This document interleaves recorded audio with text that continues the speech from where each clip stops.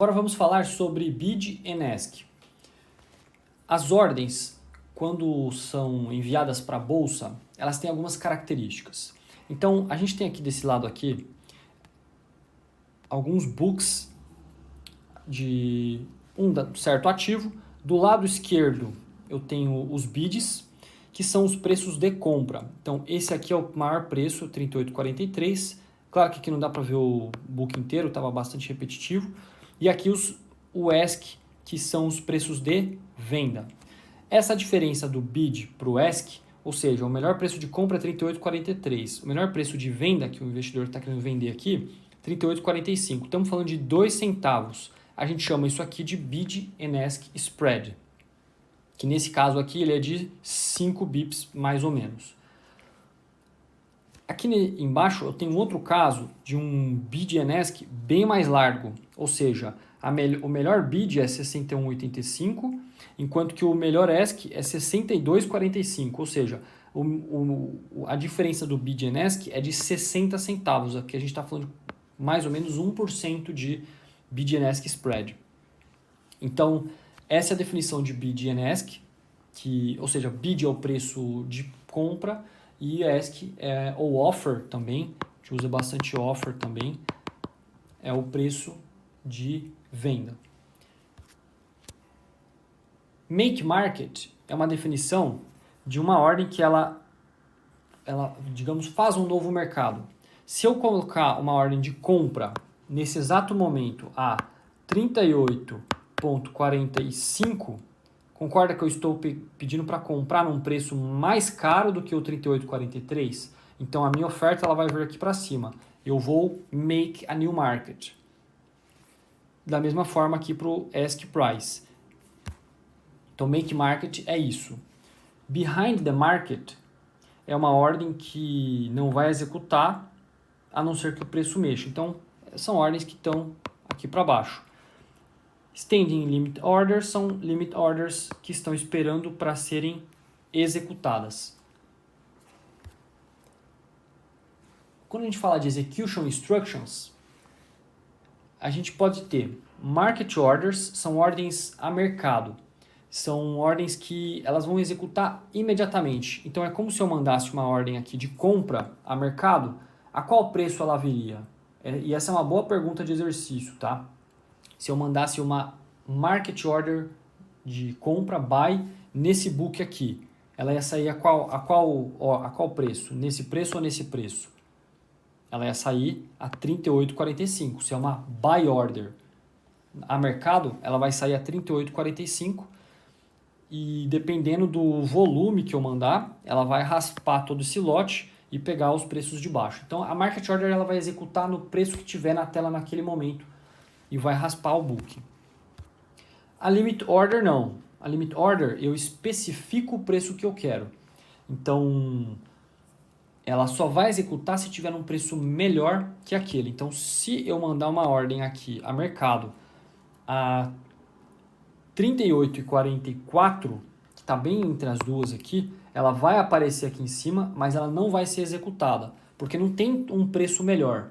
O melhor preço até então é 38,45 para vender, e eu quero 38,44. Então, limit order é isso, é especificar o preço que se deseja executar a ordem. Bom, então agora imagina que você tem uma ordem limitada, porém com um preço agressivo a ponto de ser executado a mercado. Aí surgem as marketable limit orders. Então elas têm aggressive pricing, que faz com que elas sejam executadas imediatamente. E aí existem outros tipos de instruções, por exemplo, all or nothing, só vai executar se a ordem inteira for preenchida. É all or nothing, tudo ou nada. Ou preenche a ordem inteira, ou então cancela. Ou seja, ou executa a quantidade completa que foi solicitada executar, ou não executa nada. Outro tipo, minimum fill. É especificado um mínimo, uma quantidade mínima para ser executada. Se não conseguir executar nem aquele mínimo, então também não executa nada. E vejam que essas características elas aparecem nas instruções de ordem nos sistemas. Do lado direito, essa tela aqui é da Interactive Brokers e esse All or None, por exemplo, ele tem a ver com isso aqui, com All or Nothing. Dando sequência, existem as Validity Instructions, que aí são ordens de validade, quanto tempo a ordem vai durar. Existe a Day Order, que é uma ordem válida apenas para o dia. Good to Cancel, válida até ser cancelada. Immediate or Cancel, ou seja, executa imediatamente ou cancela. Ou Good on Close, Good on Open, que são ordens a serem executadas no leilão de abertura ou no leilão de fechamento. E vejam que essas características, mais uma vez, elas aparecem aqui, ó. Good to Cancel, at the opening, day, válida só durante o dia. Então, eu trouxe um pouco aqui da prática para vocês verem que essa teoria toda, esses termos, eles são utilizados de fato nos sistemas de execução de ordens das corretoras. Existem as Stop Orders, que são ordens do tipo Sell Stop ou Buy Stop. Imagina que você tem uma posição de ações e você já está ganhando e você quer vender em algum momento, mas você não tem tempo de olhar o mercado durante o dia. Então você vai lançar uma Stop Order, que é uma ordem que vai ficar lançada a um preço abaixo do preço de mercado atual que o ativo está negociando. Então suponha, o ativo está $50, você já está ganhando dinheiro, você fala, se bater $48 eu quero vender. E aí você lança uma ordem stop a 48. Se essa ação cair e bater 48, a ordem vai ser executada imediatamente. E isso se for uma posição long, comprada. Se for uma posição short, lembra que tem que comprar a ação para poder zerar a posição? Aí não é uma stop sell, é uma stop buy nesse caso. Existem dois tipos de ordens que servem para esconder uma parte do lote, né, da ordem.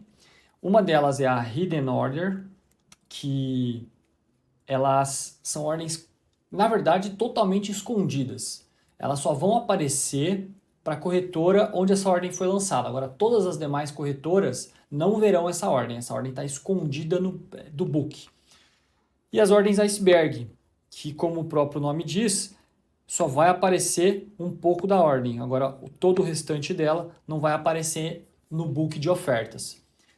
Você deve imaginar, esses tipos de ordens são utilizados normalmente por assets que querem ocultar, querem esconder a sua estratégia para não mostrar para o mercado o que elas estão fazendo. Então, a gente falou de dois tipos de instrução, que são as Execution Instructions, as Validity Instructions, e agora tem o terceiro tipo de instrução, que são as Clearing Instructions. Esse tipo de instrução ele é usado principalmente no ambiente institucional. Por quê? Porque ele serve para indicar onde que o ativo deve ser liquidado. Então, no caso de pessoa física em geral, quando a gente opera numa corretora, a própria conta que você está operando, você já espera que o ativo seja liquidado naquela conta. Então não tem a necessidade desse tipo de especificação. No ambiente institucional, não. Muitas vezes o fundo ele opera com um banco, porque tem o melhor preço para comprar um ativo, mas ele quer que liquide de fato aquele ativo na conta do fundo em outro banco. Então, por isso a Clearing Instruction ela é importante. Então, ela tell brokers and exchanges how to arrange the final settlement, que é essa liquidação. E aqui tem uma definição que está no material, então é importante identificar essas palavras. Às vezes cai alguma coisa disso em alguma questão, algum exercício, e você não se lembra onde é que eu li isso, eu pulei. Então, por isso que, apesar de ser teórico, é importante a gente recapitular rapidamente. Um well-functioning financial system, ele precisa de três coisas funcionando bem. Complete markets, ou seja, mercados completos que apresentam assets and contracts to solve financial problems. Então tem todos os tipos possíveis de ativos para solucionar problemas financeiros. Mas isso não basta para um well-functioning financial system. Precisa também de operational efficiency. E quando a gente fala de efficiency, estamos falando de low trading costs, que incluem low commissions, spreads, price impacts, ou seja, um sistema eficiente. E por fim, informational efficiency completa as 3 características, que significa que os preços já refletem todas as informações disponíveis. É o mercado eficiente. Todas as informações públicas já refletem nos preços, então não tem como gerar alfa. Isso aqui a gente vai falar mais no capítulo em um dos próximos capítulos de equity. Então, complete markets, operational efficiency e informational efficiency. Essas 3 coisas fazem com que os sistemas financeiros funcionem bem. Bom, a gente fica por aqui. Até a próxima aula.